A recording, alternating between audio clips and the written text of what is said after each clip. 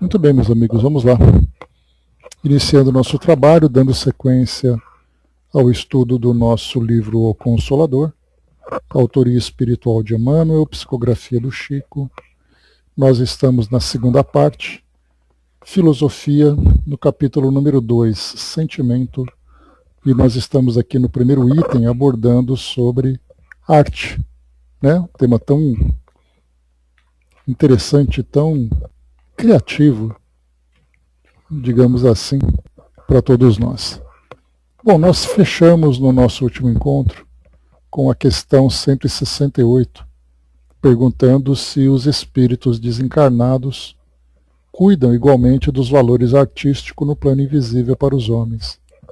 E aí então o que foi tratado foi que as expressões de arte aqui na Terra representam, na verdade, traços de espiritualidade, muitas vezes estranhos à vida do planeta, né? Então, aquilo que nós temos de arte, e quando nós falamos em arte, claro que nós tratamos da arte pura, da arte na sua mais elevada expressão, nós falamos sobre esses traços, né? Esses fragmentos que chegam no plano espiritual e que nós assimilamos aqui de uma forma muito pequena, se comparado com a beleza artística do plano espiritual, né? Algo que é interessante também colocado para nós é que, que bom, Angelina, tudo planejado, friamente calculado. Então, aqui foi colocado para nós que, através dessa realidade, de vermos aquilo que existe de mais belo na arte aqui na nossa Terra, nós podemos perceber, reconhecer aquilo que chega do plano espiritual, então, dessa forma mais pura, e que constitui, conforme a resposta, objeto da atenção carinhosa dos invisíveis, né? Então, com possibilidades, aí foi interessante que nós conversamos, com possibilidades outras que o artista do mundo está muito longe de imaginar. Inclusive, tratando para nós aqui que é no além, que a arte é utilizada para sensibilizar aqueles sentimentos mais impiedosos, né?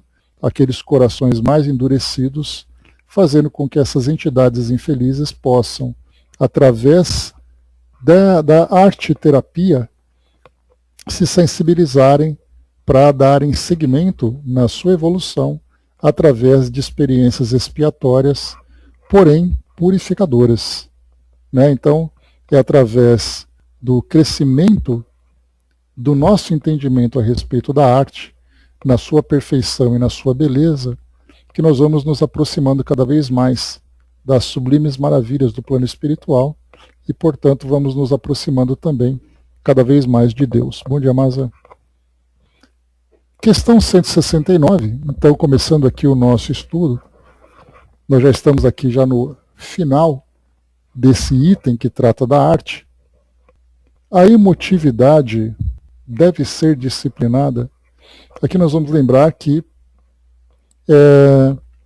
esse nosso capítulo que trata de sentimento, nós lembramos, né, o sentimento e emoções, né? Os sentimentos são profundos, enquanto que as emoções, aliás, profundos e duradouros, né?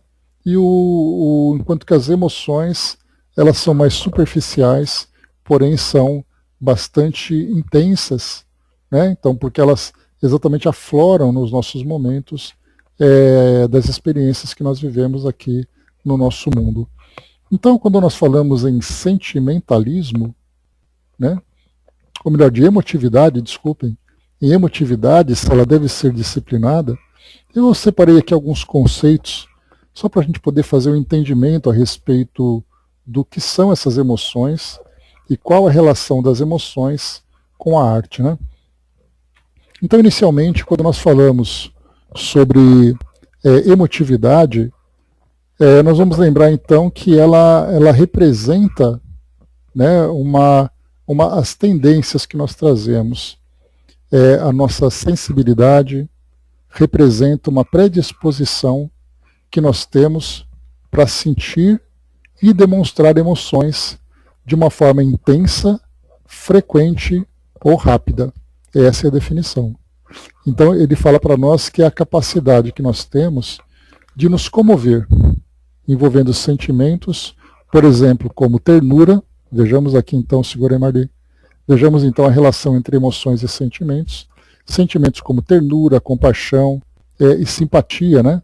E é central na interação humana, ou seja, na nossa relação social e nas nossas experiências emocionais. Bom dia, Andréa. Alguns aspectos interessantes para falar sobre emotividade, já que nós precisamos ter esse conhecimento, ainda que não seja tão profundo, mas o suficiente para que a gente possa fazer uma relação sobre aquilo que nós já conversamos, né? Que a arte nada mais é do que a expressão do espírito. Porém, essa arte ela vai estar qualificada de acordo com as motivações que o artista tem, de acordo com a emotividade que o envolve. Por isso é importante a gente ter esse entendimento sobre essa questão, primeiro ainda de uma forma teórica, né? Então, os principais aspectos que nós temos da emotividade. Então, controle, André. Então, quais são os principais aspectos da emotividade? A partir da psicologia, ela pode ser entendida como um espectro que varia entre as pessoas, ou seja, são ali faixas de emoções vividas por cada pessoa, influenciada pela personalidade que a pessoa tem. Ou seja, a personalidade nada mais é do que o espírito sendo moldado pelas experiências que ele vai vivenciando e pelas escolhas que ele faz, né? Também varia de acordo com a sua cultura e de acordo com as experiências de vida que ele tem. E aí, então, a partir de tudo isso que ele vai vivendo, que ele vai absorvendo e incorporando, né, como parte de si mesmo, nós temos ali, então, 3 elementos interessantes, né, que são as nossas emoções primárias, as emoções secundárias e as emoções de fundo. A gente vai falar um pouquinho sobre ela daqui a pouquinho. Então, esse é o aspecto psicológico. Em termos de comportamento, o que a emotividade tem a ver com comportamento? Então, diz aqui para nós que se refere à facilidade com que alguém é excitado, estimulado emocionalmente, ou reage aos estímulos que são estímulos internos ou estímulos externos. Bom dia, Marion. Então, aqui no parte de comportamento, nosso comportamento, então, vai expressar essas emoções de acordo com os estímulos que nós recebemos do meio onde nós estamos. A expressão, como é que o indivíduo se expressa? Ele pode se manifestar de uma forma com alta sensibilidade, ou sentimentalidade, ou baixa sentimentalidade. E no que diz respeito na parte de comunicação, que é o que interessa para nós, a comunicação e a arte é a habilidade que o indivíduo tem de transmitir mensagens com carga emocional ou características de obras que provocam fortes reações do público. Então, quando a gente estuda aqui a pergunta que foi feita a respeito da emotividade, lembrando que a pergunta, a emotividade deve ser disciplinada? Aqui foi uma pergunta muito mais, como se fosse um parêntese no meio dessas questões, trazendo para nós então um entendimento do que é esse componente da nossa personalidade. Então nós vimos aqui o aspecto psicológico, o comportamental, a expressão e a capacidade de comunicação através da arte. Então, muito bem, quando nós falávamos em psicologia, a respeito dessas emoções primárias e secundárias, a gente vai lembrar, por exemplo, que as emoções primárias são aquelas que são mais básicas. Elas são automáticas. Elas fazem parte do nosso próprio processo evolutivo. E elas são reconhecidas em qualquer cultura. Isso que é bem interessante da gente perceber. Para a gente poder entender a natureza humana, basta a gente perceber as emoções que cada indivíduo sente, independentemente do local onde ele vive, independentemente das influências que ele vivencia, que ele sofre. Então nós podemos encontrar alguém na América Latina, alguém na Europa, alguém na África, alguém na Ásia, alguém na Oceania, alguém que vive em situações das mais isoladas. Essas emoções fazem parte da sua natureza. Então são aquelas consideradas primárias, consideradas básicas. Exemplos dela, para a gente poder ilustrar. A alegria, por exemplo, que tem a ver com recompensa, com prazer, com bem-estar. E elas são tão primárias, isso que é a parte interessante, que nós vamos encontrar esse tipo de reação até mesmo em animais. Aí é aquela dúvida, né? Mas será que os animais têm emoções? Será que os animais têm sentimentos? Será que os animais têm raciocínio? Será que os animais são seres vivos? No passado havia essa dúvida. São vivos, sem dúvida nenhuma, mas será que eles têm algum componente além da biologia?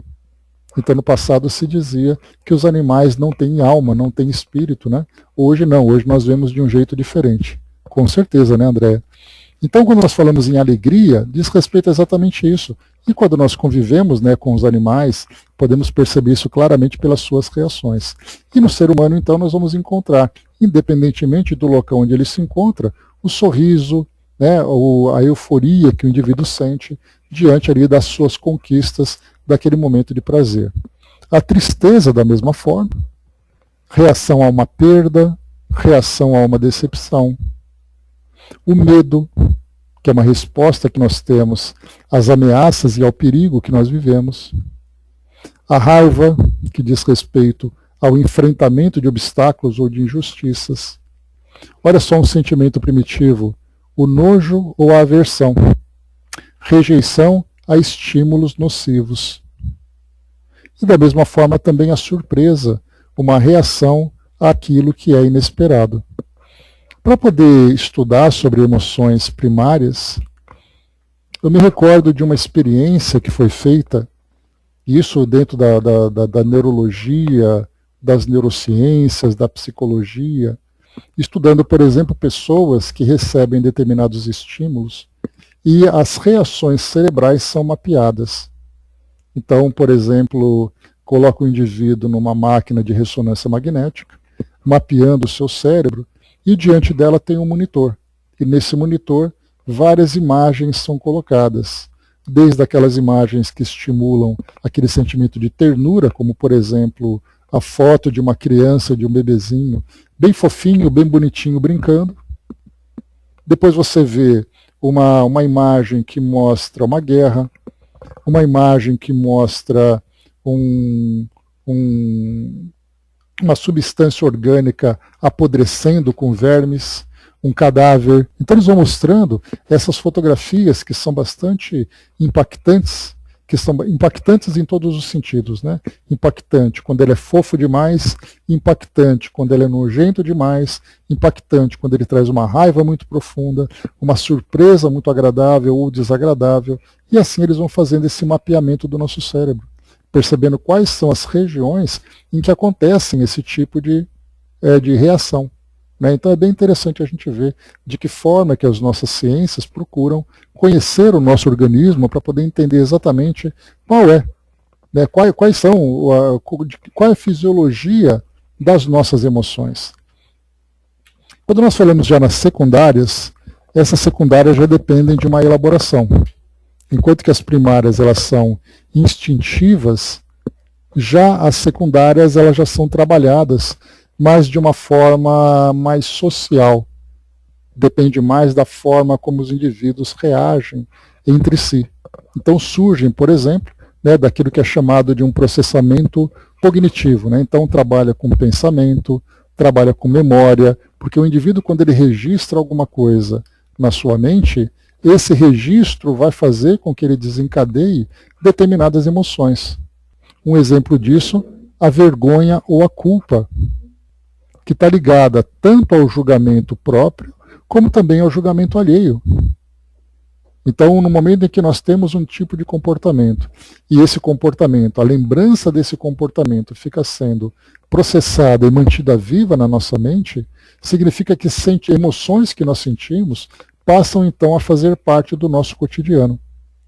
Daí então a culpa e a vergonha através, né, do perdão e através da compaixão. O orgulho, da mesma forma, que é uma satisfação elevada com o próprio desempenho, né, com aquilo que o indivíduo realiza. Esse orgulho ele pode ser apenas uma emoção secundária natural, como ele pode também ali se tornar patológico, se tornar prejudicial. A mesma coisa com inveja, com ciúme, com ressentimentos, que são resultado das interações entre nós aqui na nossa sociedade. Então nós vimos, né, aquilo que é primário e aquilo que é secundário. E nós temos também aquela terceira que é colocada para nós, que são as emoções de fundo. Essas emoções de fundo são aquelas que fazem parte do nosso cotidiano. Por exemplo, o nosso ânimo, o estado de ânimo, o tipo de humor que nós alimentamos, que reflete aquilo que nós temos internamente. Aquilo que é bom, ou podemos colocar o nosso bem-estar, ou o nosso mal-estar, que é aquela base contínua que faz parte da nossa personalidade. Então nós podemos pensar, por exemplo, que não está necessariamente, só para lembrar, que esse tipo de emoções de fundo, elas não estão ligadas a eventos que nós vivemos aqui no nosso dia a dia. Elas vão sendo construídas e vão se mantendo de uma forma permanente, né, sofrendo naturalmente as alterações com o passar do tempo, de acordo com aquilo que nós vamos absorvendo no decorrer do nosso dia a dia. Mas a gente vai encontrar, por exemplo, aquela nossa disposição. Se eu tenho muita energia para fazer as coisas, se eu tenho aquele cansaço, se eu tenho aquele desânimo, se eu sou aquele indivíduo que vive estressado, se eu sou aquele indivíduo que vive com calma, com serenidade.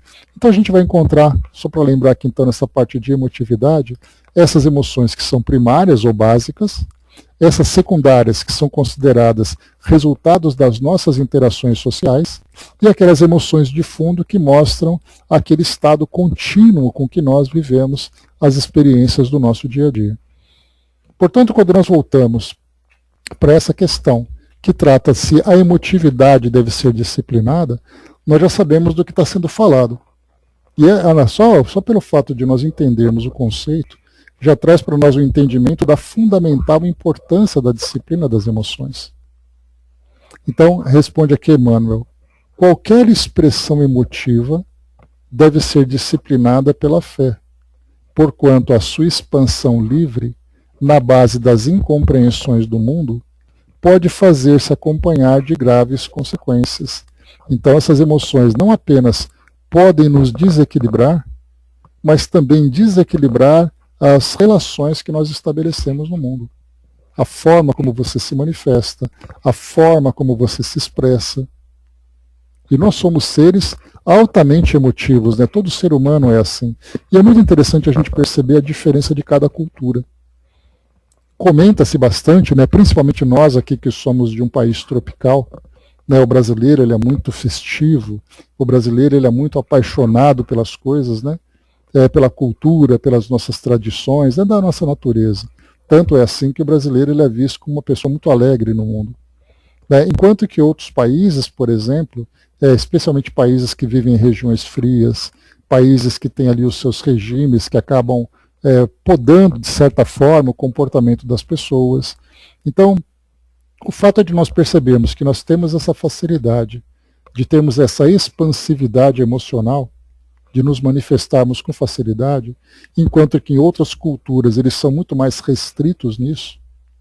Recentemente eu vi um depoimento de alguns brasileiros que vivem na Finlândia, um país nórdico, né? E lá, como é muito frio, as pessoas acabam se relacionando com pouca frequência, apenas quando você consegue quebrar aquela barreira, né, do estranhamento e estabelecer uma relação de intimidade com as pessoas. Então, brasileiros que vivem nessa região comentavam, por exemplo, que como é muito frio, as ruas são muito vazias, as pessoas gostam de viver num certo isolamento.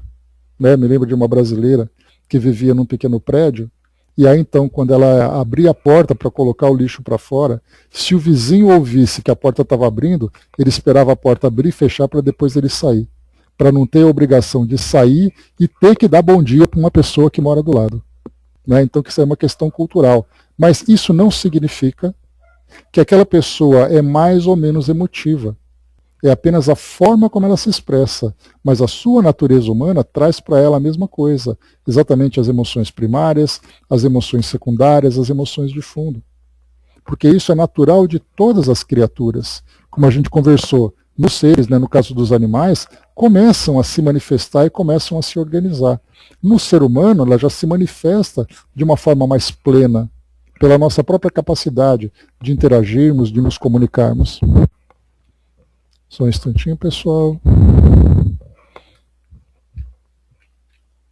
Só um minutinho.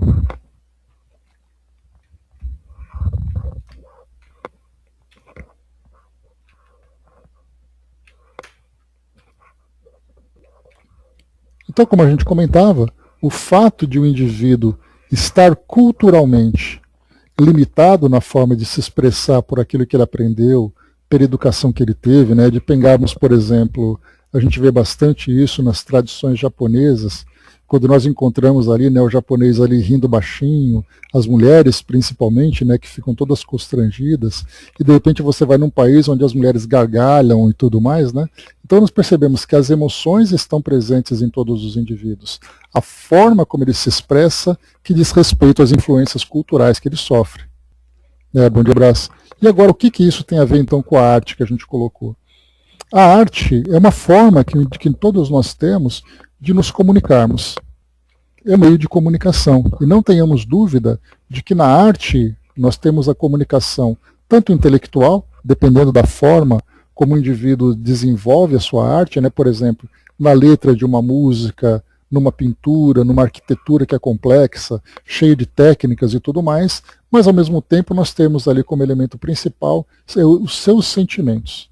Eu me recordo, né? Pois é, Brás, faz tempo, hein? Bom estar de volta, que estava nas construções da casa aí, né?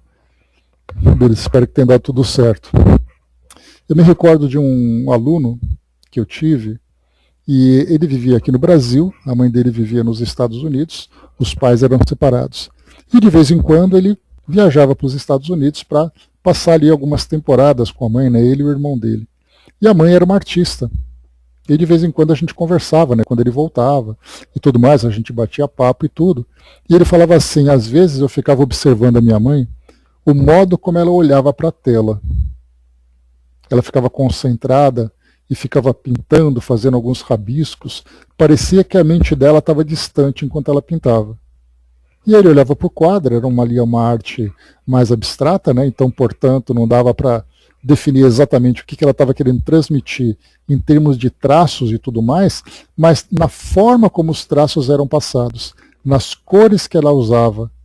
E no caso ali, numa exposição, por exemplo, não era possível perceber isso. Mas na forma como ela pintava, ele observava a agressividade com que ela mexia com o pincel. E isso refletia exatamente de uma forma silenciosa aquilo que ela trazia dentro das suas emoções. E aqui no caso que Emmanuel coloca, ele abriu esse parêntese para falar exatamente das nossas emoções relacionadas com a nossa vida cotidiana. Bom dia, Didima. Pessoal, a Didima fez aniversário ontem, tá? Ela trouxe bolo que estava guardado na geladeira. Fica mais gostoso, né? Bolo de geladeira fica mais saboroso. Então, nessas nossas relações, nessas nossas relações, Emmanuel coloca a importância dessa disciplina. Disciplinar as nossas emoções, exatamente para que a gente possa compreender e ser compreendido pelo outro. Porque dependendo da forma como você se expressa, você acaba sendo julgado, ou você tem facilidade de se aproximar, ou muitas vezes você pode até afastar as pessoas próximas. Então manter sempre esse equilíbrio, né? A gente vê bastante nas obras de André Luiz, a forma como as pessoas se relacionam no mundo espiritual. Então, às vezes, você tem aqui uma vida em que você se expressa com grande espontaneidade, sem muitos freios e tudo mais, e no plano espiritual, o espírito acaba depois sendo constrangido, porque ele precisa ter um comportamento diferente. A mesma coisa acontece conosco aqui, né? Você vive com a sua família, com os seus amigos, no seu ambiente de trabalho é diferente, você tem que ser mais contido, você tem que ter ali um pouco mais de equilíbrio, para evitar que essa espontaneidade interfira no seu comportamento.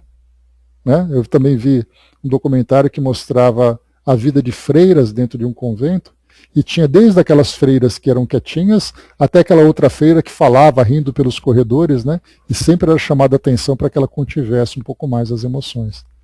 Então, quer dizer, para nós é um grande desafio, porque sermos muito emotivos, nós temos principalmente as emoções primárias que fazem parte da nossa natureza. E sendo primárias, elas são movidas pelo instinto. E é através exatamente da maturidade, do equilíbrio, do autocontrole, que nós passamos a nos disciplinar. Né?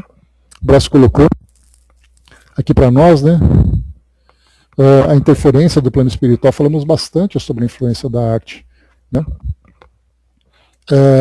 Que nós recebemos através da arte, né? E não somente através da arte, vimos também no próprio livro dos Espíritos, falando que os Espíritos influenciam também na parte da ciência e tudo mais, né? Só voltar um pouquinho aqui, Brás, que você colocou. Escrevi várias letras inspiradas, né? E o Burhan achava que era eu, né? Pois é. E aí mostra exatamente que os Espíritos querem muito, né? Querem muito interagir e participar conosco. Por isso, então, como é colocado para nós, qualquer expressão emotiva deve ser disciplinada pela fé, porquanto a sua expansão livre, na base das incompreensões do mundo, pode fazer-se acompanhar de graves consequências. Né? Quantas guerras aconteceram pelo mundo pelo fato de uma pessoa dar uma gargalhada no rosto da outra, né? E essa incompreensão e tudo mais acaba depois gerando todas essas consequências aqui no nosso mundo. Na questão 170, vamos então aqui seguir um pouco mais com essa visão da arte e da genialidade, né? Com tantas qualidades superiores para o bem, pode o artista de gênio transformar-se em instrumento do mal? Então a gente lembra que a genialidade é o resultado do desenvolvimento que o indivíduo tem na sua criatividade, no seu intelecto, no seu entendimento de uma determinada arte ou de uma determinada ciência. Porém, o que Emmanuel coloca para nós? O homem genial é como a inteligência que houvesse atingido as mais perfeitas condições de técnica realizadora. Essa aquisição, porém, não o exime da necessidade de progredir moralmente, iluminando a fonte do coração. Em vista de numerosas organizações geniais não haverem alcançado a culminância de sentimento, é que temos contemplado muitas vezes no mundo os talentos mais nobres encarcerados em tremendas obsessões ou anulados em desvios dolorosos, porquanto, acima de todas as conquistas propriamente materiais, a criatura deve colocar a fé como o eterno ideal divino. Então aqui a gente vai lembrar, quando se fala sobre essas diversas organizações geniais, ou seja, esses gênios da arte, né? Quando nós falamos em gênios, né, falamos até de Ariano Suassuna, no nosso encontro passado, né, que quando ele fala sobre a língua portuguesa ser o seu instrumento de trabalho, quando ele fala em gênio, nós temos que entender realmente quem são os gênios. Não são aqueles que são mais populares, nem são aqueles que têm uma certa habilidade. Nós falamos de fato da genialidade. E nós temos a genialidade no passado, onde muitos artistas marcaram seus nomes na história, né, pelo fato de produzirem obras muito importantes na música, na literatura, na pintura, na arquitetura e em tantas outras manifestações artísticas, né, na dramaturgia, etc, etc. Porém, nós vamos perceber que o comportamento deles, chegamos até a debater sobre isso no nosso encontro passado, a respeito da forma como o artista se comporta no mundo. E quais são os seus interesses aqui no mundo, em que ele pode trazer inspirações do plano maior, do plano espiritual superior, porém, influenciado pelos interesses do mundo material, ele acaba meio que se desconectando e usando a sua genialidade em benefício próprio. No caso, por exemplo, a gente lembra que no passado nós tivemos aqueles artistas que buscavam a fama, porque a fama trazia e traz ainda muitos benefícios para aquele que alcança esse status.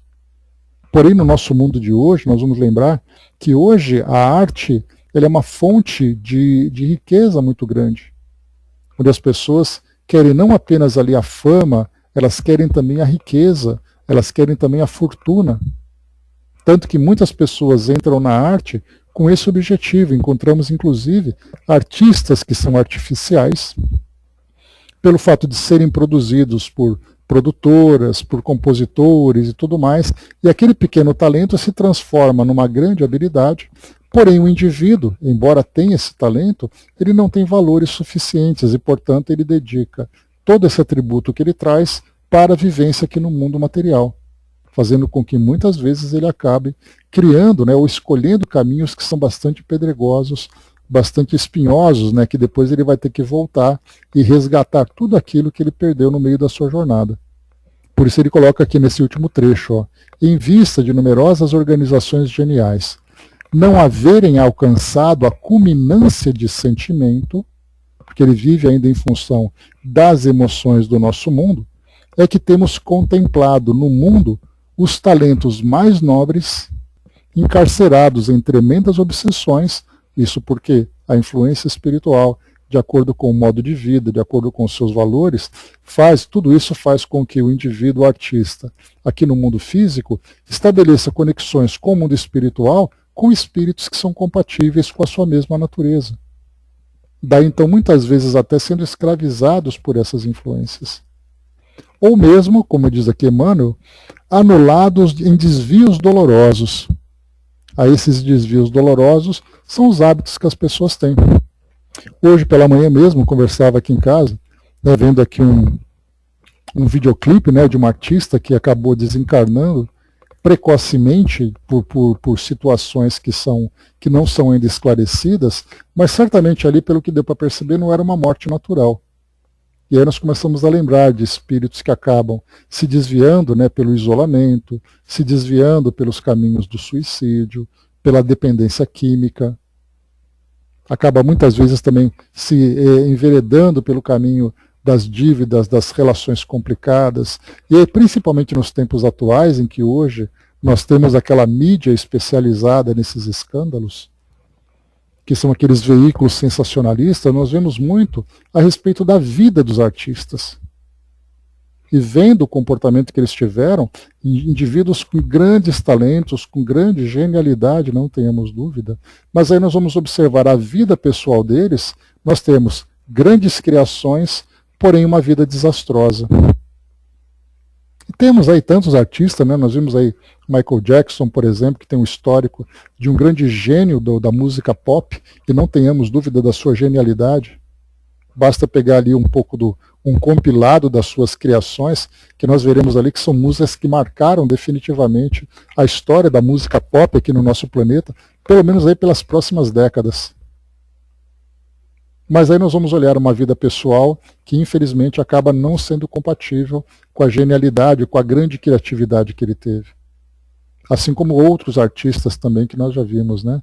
Do cinema, do teatro, da literatura, da música, da pintura e por aí vai. Que tinham esse talento, tinham essa genialidade, porém os valores que não eram suficientemente desenvolvidos permitiram então que o indivíduo se envolvesse com os interesses do mundo. Então, na verdade, ele trouxe isso, parece ser algo bem interessante, né?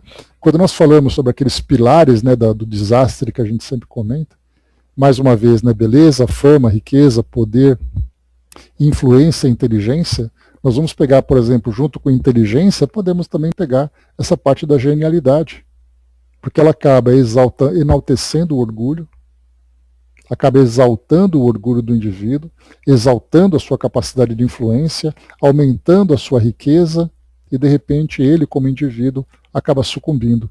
E aquilo que era para ele um caminho de grande sucesso, a possibilidade de uma grande construção, se torna exatamente o motivo principal da sua queda. E aí depois retorna ao plano espiritual, um espírito que, né, inclusive a gente até chegou a comentar sobre isso, que como seria a vida de grandes artistas no mundo espiritual? Será que eles seriam tratados de uma forma comum? Por exemplo, nós que somos meros desconhecidos, meros anônimos, meros mortais, entre aspas, né? Chegamos no mundo espiritual e vamos ali, né, viver no nosso quartinho, fazendo ali o nosso trabalhinho e coisa e tal. Mas um artista que teve, por exemplo, um alcance mundial, que teve a fama, que foi idolatrado, que teve grande riqueza, será que a vida desses artistas no mundo espiritual seria uma vida comum como as nossas? Ou eles precisariam inicialmente passar por um processo de readaptação ao mundo espiritual para sair daquele mundo ilusório que ele viveu? naquele grande castelo de areia que ele vivenciou, para chegar no mundo espiritual e retomar a sua condição de um espírito comum. Né? Alguns, né, Brasil, a gente viu, né, por exemplo, né, o Raul Seixas teve o livro dele, O Roqueiro no Além, fala um pouquinho sobre isso também, outros artistas, a Marilyn Monroe também fala um pouquinho sobre a sua pequena trajetória, né, mas outros grandes nomes também que nós encontramos, que não é simplesmente o espírito chegar como se nada tivesse acontecido. A sua vida fica muito marcada exatamente pela grande exposição que ele teve, né? Hoje faz 30 anos, Marion, da desencarnação dos Mamonas Assassinas. Né? Aqueles meninos lá que fizeram grande sucesso. Então, em 1995, quando eles foram lançados, né? Então eles acabaram depois se tornando, né, esse grande meteoro que passou aqui pelo nosso país, conquistando tantos corações e tudo mais, e de repente desencarnaram. Como foi a chegada deles no plano espiritual? Né? Então, certamente é tratado de um modo bem diferente que nós não conhecemos, né? Pelo menos de uma forma assim mais detalhada, mas certamente a gente tem a genialidade, nós temos ali o talento que acaba depois sendo utilizado, trazendo grandes conquistas para o mundo, mas poucas conquistas e, na verdade, muitas perdas na vida pessoal do indivíduo. Né? Acredito que muitos ficaram em sono por algum tempo, sim, né? Falam, né, que o espírito fica adormecido durante um tempo até acabar aquela grande tempestade de emoções que envolve os fãs, que sentiram a perda, até que ele consiga se livrar dessas emanações, para depois ele retomar o equilíbrio. Mas cada caso é um caso, a gente conhece muito pouco. Né? Mas a gente percebe então essa relação entre aquilo que o indivíduo produz através desse seu talento e a realidade do indivíduo, do espírito, na forma como ele viveu. Né? Então é um tema bem curioso para a gente poder refletir sobre tudo isso. Né? Brasil, essas questões que foram colocadas também, né, a respeito do modo como eles viveram. Então, ao mesmo tempo, era uma alegria que trazia aquele aspecto de ingenuidade, porém, por outro lado, trazia uma certa malícia que acabava influenciando, principalmente crianças, né? Mas aí é uma questão de foro íntimo que o espírito vai ter que depois analisar. Né? Mas, por outro lado, também a gente tem desse lado, nós temos ali vários outros estilos musicais que trouxeram também letras, que trouxeram emoções, que poderiam ser tão destrutivas quanto aquilo que esses artistas também produziram. Né? Então, são muitas situações que nós vamos acompanhando. Né? Sim, pois é. Está sendo um documentário que foi produzido, uma série, né, que está sendo produzida. Então, meus amigos, aqui então é importante a gente perceber que o artista ele pode transformar-se num instrumento do mal, como ele pode criar situações que para ele são situações dolorosas. Por outro lado, ele pode trazer a emoção para o mundo, a sua vida pessoal ser uma vida desregrada. Então nós vamos encontrar ali várias e várias situações envolvendo, né, essa divergência que existe entre as qualidades de artista e os valores humanos que ele precisa, os valores espirituais que ele precisa desenvolver. Avançando um pouco mais, questão 171. De modo geral, todos os homens terão de buscar os valores artísticos para a personalidade? Então, quer dizer, todos nós, em algum momento, precisaremos desenvolver de um modo mais profundo esses valores artísticos? A resposta de Emmanuel: sim, através de suas vidas numerosas, a alma humana buscará a aquisição desses patrimônios, porquanto é justo que as criaturas terrenas possam levar da sua escola de provações e de burilamento que é o planeta todas as experiências e valores suscetíveis de serem encontrados nas lutas da esfera material. Então, aqui perguntaram especificamente a respeito dos valores artísticos que nós vamos então desenvolvendo. Porém, a gente lembra que as experiências aqui do mundo, em todas as nossas encarnações, pelo menos inicialmente nesse mundo mais material, né? Mas no mundo espiritual da mesma forma também continua esse desenvolvimento. É importante que nós desenvolvamos os diversos aspectos, né, do conhecimento. Então, se ele fala para nós aqui desses valores artísticos, e Emmanuel diz que sim, não quer dizer que nós seremos artistas, mas nós teremos a oportunidade, a partir dos interesses, a partir das influências que nós sofremos aqui no mundo, sofremos não, recebemos aqui do mundo, desenvolvermos essa sensibilidade artística. Se por um lado nós desenvolvemos a sensibilidade artística, do outro lado nós vamos desenvolver uma racionalidade científica.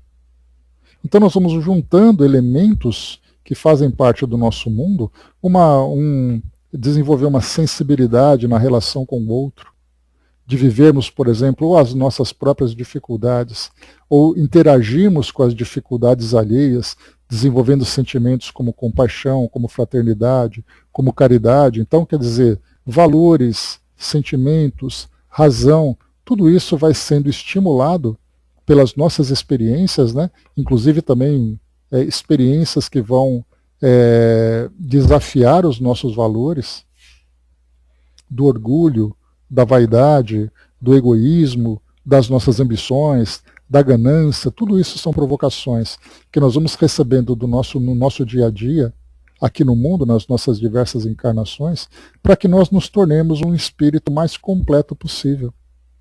Para depois, no mundo espiritual, quando nós estivermos em ambientes, em cenários mais evoluídos, nós já temos essa base para podermos nos depurar. Aí a evolução se dá de acordo com as tendências de cada um, né? Nós vamos encontrar espíritos que se dedicam a uma área específica do seu desenvolvimento, aquele que se desenvolve mais pela arte, aquele que se desenvolve mais pela ciência, aquele que se desenvolve mais pela humanidade, mas todos esses conhecimentos que ele vai desenvolvendo, todos eles são imantados desses sentimentos mais nobres, né, do amor, da pureza, da honestidade, da sinceridade com que ele faz.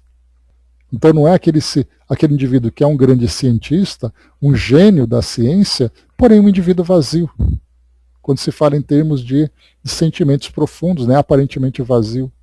Aquele artista que acaba sendo um grande gênio, porém aquele indivíduo que pensa muito mais em si do que no outro. Nesse caso nós falamos já de planos elevados, onde nós vamos encontrar esses espíritos que apresentam esses grandes atributos, porém eles se mostrando de fato no seu desenvolvimento espiritual.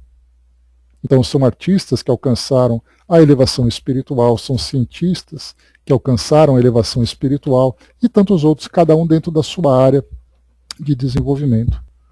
Então tudo isso faz parte. Então essa grande coletânea de experiências que nós vivemos no nosso cotidiano faz parte exatamente desse aprendizado. Hoje nós estamos vivendo uma determinada experiência. No passado já tivemos outras, no futuro teremos outras, reviveremos aquilo que já foi vivido anteriormente. Cada um de nós ali construindo aquilo que faz parte da das nossas necessidades evolutivas. O Braz lembrou aqui, né, perguntaram ao Matias, né, o que você acha do carnaval, né?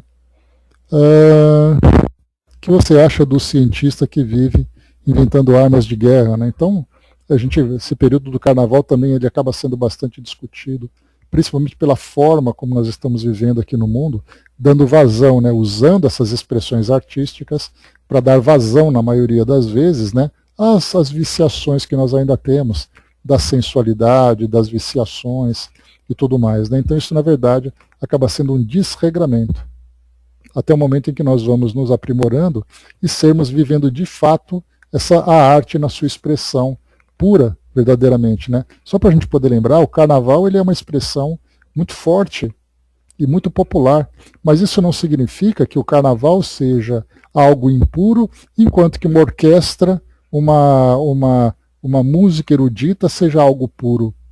Lá dentro nós também temos a ambição, temos a ganância, só que empacotado com um papel mais brilhante, um papel mais sofisticado. Mas o interior é a mesma coisa. Enquanto a gente vê a expressão pura, no outro, que fica mais velado, dá a impressão de que tudo está lindo. O artista sai do carnaval e vai para a orquestra, que significa uma evolução espiritual? Não, ele só mudou de ambiente. É um ambiente social diferente, é um ambiente intelectual que pode ter ali as suas diferenças, mas na verdade quando nós falamos em virtudes, o espírito se manifesta onde quer que ele esteja. O espírito se desenvolve onde quer que ele esteja, e ele vai sendo então seletivo nesse sentido, né? Então é aí que a gente vai encontrar esse processo todo. Então o que foi colocado para nós aqui mais uma vez, né?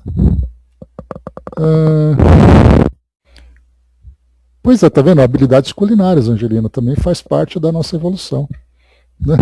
Todo mundo pergunta isso, né? Só fazer coisa gostosa, a primeira coisa que o pessoal pensa é em vender.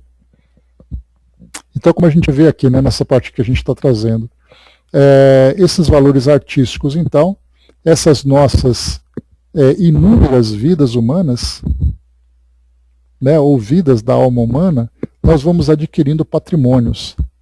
Então, dessas tantas e tantas encarnações que nós já vivemos, que a nossa memória hoje não consegue alcançar, cada uma delas trouxe um aspecto diferente que nós vamos desenvolvendo. Então seria ali a nossa formação básica para depois, avançando um pouco mais, nós trabalharemos de uma forma mais avançada, exigindo mais, aprendendo mais, aplicando mais, e isso então é a necessidade de nós nos tornarmos esses espíritos tão completos quanto possível dentro aqui das nossas condições evolutivas. E na questão 172, tá certo, Marion? Existem de fato uma arte antiga e uma arte moderna? Então aqui é muito mais uma curiosidade histórica, né? Analisando aqui o contexto de cada época. Então Emmanuel responde para nós. A arte envolve com os homens, ou seja, a arte está sempre fazendo parte da nossa vida, né? E representando a contemplação espiritual de quantos a exteriorizam, que são os artistas, né, que produzem e exteriorizam os seus sentimentos através dessas manifestações, será sempre a manifestação da beleza eterna, condicionada ao tempo e ao meio de seus expositores. Então, fazendo uma comparação entre a arte antiga e a arte moderna, poderíamos perguntar qual das duas artes é a melhor. Aí nós pensamos então a respeito da antropologia que fala sobre a cultura. A cultura brasileira é melhor do que a cultura africana? A cultura africana é melhor do que a cultura asiática? Então, nesse caso, nós não classificamos como melhor ou pior. Aquela cultura nada mais é do que a representação das tradições, dos sentimentos, das crenças de cada grupo. Então não existe o melhor ou o pior. Existe aquilo que diz respeito àqueles indivíduos naquele momento e naquelas condições em que eles estão vivendo. O que Emmanuel coloca para nós aqui é que a arte ela depende muito das influências do meio que o indivíduo vive. Então se a gente pensar a arte é melhor para nós, a arte moderna é melhor do que a arte antiga. Para o artista do passado, a sua arte era melhor. Para o artista do presente, essa arte é melhor. Agora, qual das duas que é melhor? Não existe melhor. É apenas o resultado daquilo que o indivíduo absorve das influências que ele vive no seu dia a dia. Cada um dentro do seu período da sua época. Emmanuel continua. A arte, pois, será sempre uma só, na sua riqueza de motivos, dentro da espiritualidade infinita. Aqui, claro que ele está falando sobre a arte no seu sentido mais puro, né? Ponderemos, contudo, que se existe hoje grande número de talentos com a preocupação excessiva de originalidade, dando curso às expressões mais extravagantes de primitivismo, esses são os cortejadores irrequietos da glória mundana, que, mais distanciados da arte legítima, nada mais conseguem que refletir a perturbação dos tempos que passam, apoiando o domínio transitório da futilidade e da força. Eles, porém, passarão, como passam todas as situações incertas de um cataclismo, como zangões da sagrada colmeia da beleza divina, que em vez de se espiritualizarem, em vez de espiritualizarem a natureza, buscam deprimi-la com as suas concepções extravagantes e doentias. Então, e lembra que quando ele fala sobre a arte que existe hoje, esse hoje, né, a princípio, diz respeito à década de 1940. Quem aqui se lembra qual era a arte de 1940? Nós vamos encontrar livros que foram escritos no passado, nós vamos encontrar quadros, vamos encontrar músicas, né? Até lembramos, né, de músicas antigas no nosso encontro passado. Então, lá, mas quando nós trazemos para o nosso período aqui a nossa época contemporânea, esse momento que nós estamos vivendo, nós vamos também encontrar os artistas que estão também marcando, de alguma forma, a sua passagem aqui pelo mundo, marcando, registrando os seus nomes na história. Então, quer dizer, com o passar do tempo, até mesmo pelo modo como nós vivemos, a gente vai lembrar que a riqueza, o poder, a ganância, a ambição, tudo isso sempre fez parte da natureza humana. Nós vamos encontrar em Roma, com os romanos, com os artistas, com os cientistas, filósofos, matemáticos, que também buscavam, através ali do seu conhecimento, marcarem seus nomes, né, e buscarem essa fama.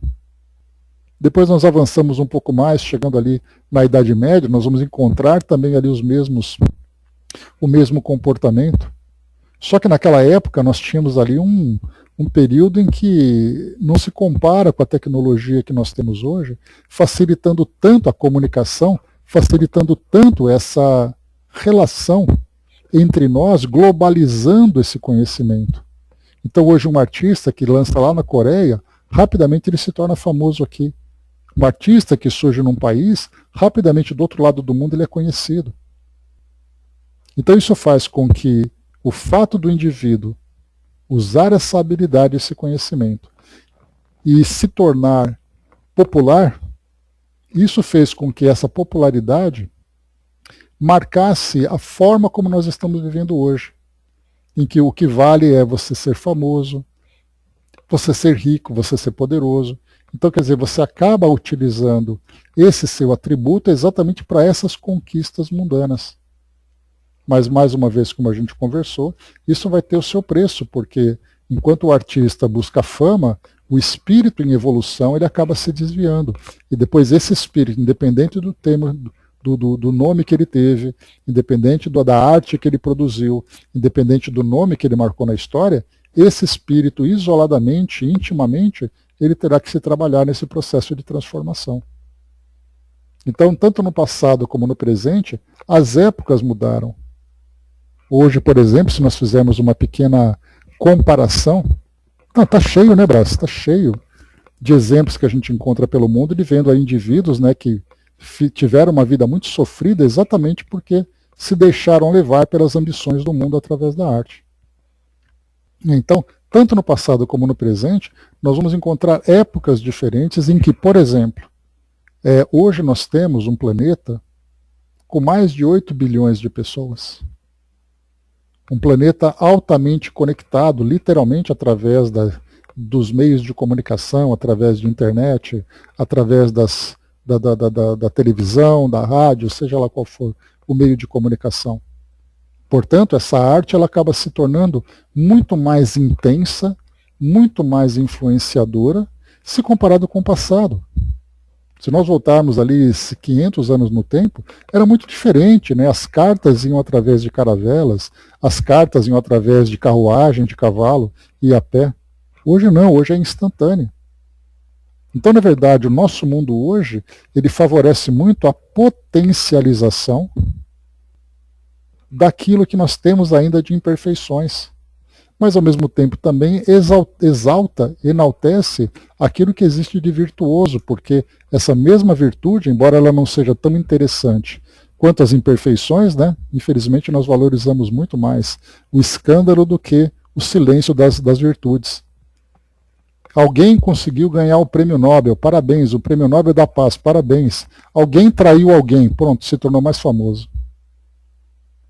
Um escândalo aconteceu, pronto, essa pessoa se tornou aquela que é a grande estrela do momento, né, meteórica. Por quê? Porque nós criamos esses valores. Então, na verdade, tudo aquilo que nós temos hoje, as nossas manifestações nos mais variados segmentos, tudo isso é resultado da forma como nós vivemos hoje. A humanidade foi seguindo por esse caminho que dá a impressão de que tudo isso foi desenhado, né? Olha, daqui a 50 anos vocês vão se comportar dessa forma.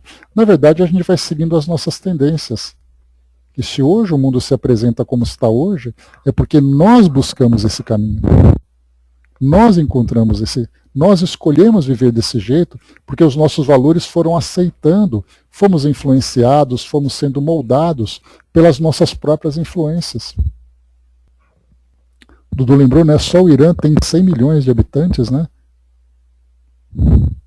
É gente demais. Então, a gente vai lembrar, só para ter uma ideia, né, na época, eu me lembro que eu li alguma coisa no século XIX, na época de Kardec, o mundo tinha 1 bilhão de pessoas. Isso no século XIX, ali por 1800, vamos colocar meados de 1800. Quando foi ali perto da Segunda Guerra Mundial, em 1940, o mundo tinha 2 bilhões e meio de pessoas. 70 anos depois, 80 anos depois, nós temos 8 bilhões e meio de pessoas. Daqui a 2 anos, a previsão para quando chegarmos em 2030, nós teremos 10 bilhões de pessoas, segundo algumas projeções.